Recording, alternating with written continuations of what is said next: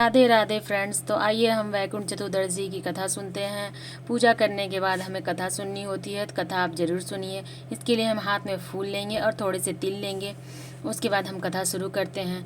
वैकुंठ चतुर्दशी की कथा के अनुसार एक बार की बात है, नारद जी पृथ्वी लोक से घूमकर वैकुंठ धाम पहुँचे हैं। भगवान विष्णु उन्हें आदर पूर्वक बिठाते हैं और प्रसन्न होकर उनके आने का कारण पूछते हैं। नारद जी कहते हैं, हे प्रभु, आपने अपना नाम कृपा निधान रखा है। आपसे जो प्रिय भक्त है वही तर पाता है, जो सामान्य नर नारी है वह वंचित रह जाता है। इसलिए आप मुझे कोई ऐसी सरल मार्ग बताइए जिससे सामान्य भक्त भी मुक्ति पा सके।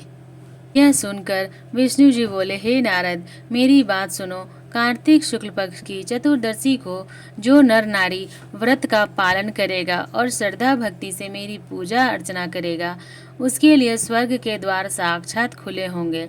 इसके बाद विष्णु जी ने जय विजय को बुलाते हुए और उन्हें कार्तिक चतुर्दशी को स्वर्ग के द्वार खुला रखने का आदेश देते हुए भगवान विष्णु से कहते हैं कि इस दिन जो भक्त मेरा थोड़ा सा भी नाम लेकर पूजन करेगा वह वैकुंठ धाम को प्राप्त करेगा।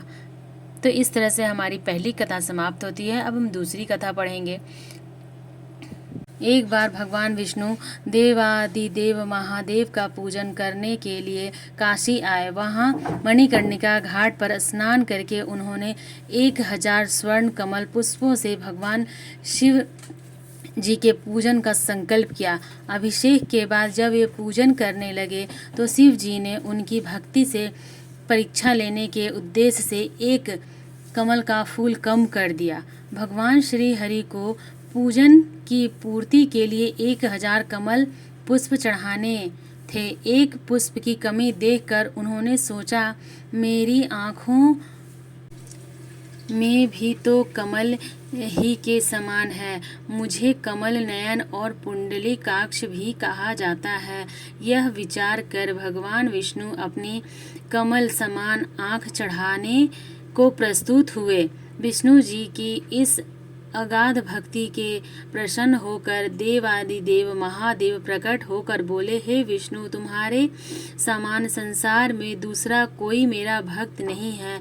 आज की इस कार्तिक शुक्ल चतुर्दशी अब वैकुंठ चतुर्दशी कहलाएगी और इस दिन जो व्रत पूर्वक आपका पूजन पहले करेगा उसे वैकुंठ लोक की प्राप्ति होगी। भगवान शिव ने इसी वैकुंठ चतुर्दशी को करोड़ों सूर्यों की क्रांति के समान वाला सुदर्शन चक्र विष्णु जी को प्रदान किया। शिव जी तथा विष्णु जी कहते हैं कि इसी दिन स्वर्ग के द्वार खुले रहते हैं। मृत्यु लोक में रहने वाला कोई भी व्यक्ति इस व्रत को करता है वह अपना स्थान वैकुंठ धाम में सुनिश्चित करता है। अब हम तीसरी कथा शुरू करते हैं। धनेश्वर नामक एक ब्राह्मण था जो बहुत बुरे काम करता था। उसके ऊपर कई पाप थे। एक दिन वे गोदावरी नदी में स्नान के लिए गया। उसी दिन वैकुंठ चतुर्दशी थी। कई भजनों द्वारा दिन पूजा अर्चना कर गोदावरी नदी घाट पर आए थे। उसी भीड़ में धनेश्वर भी उस के साथ आया था। उसी प्रकार उस दिन श्रद्धालुओं के स्पर्श के कारण धनेश्वर को भी पुण्य मिला।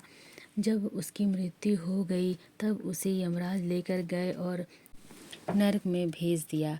तब भगवान विष्णु ने कहा कि यह बहुत पापी है, पर उसने वैकुंठ चतुर्दशी के दिन गोदावरी नदी में स्नान किया और श्रद्धालुओं के पुण्य के कारण इसके सभी पाप नष्ट हो गए, इसीलिए इसे वैकुंठ धाम मिलेगा। अतः धनेश्वर को वैकुंठ धाम प्राप्त हो गया।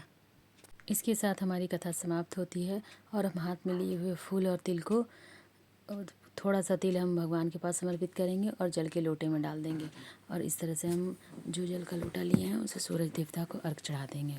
हमारी कथा समाप्त होती है। हम भगवान से प्रार्थना करेंगे कि हमें भी वैकुंठ धाम की प्राप्ति हो। इस मृत्यु लोक से जब हम जाएं तो हमें भी वैकुंठ धाम मिले। तो इस तरह से आपको पूजा करनी है और कथा सुननी है। अगर आप व्रत करते हैं तो आप कथा ज़रूर सुनिए। उसके बाद हमें दीपदान करना होता है। तो दीपदान आपको रात्रि में करना है, यह मध्य रात्रि में किया जाता है। इसके बाद हम मिलते हैं अगले वीडियो में।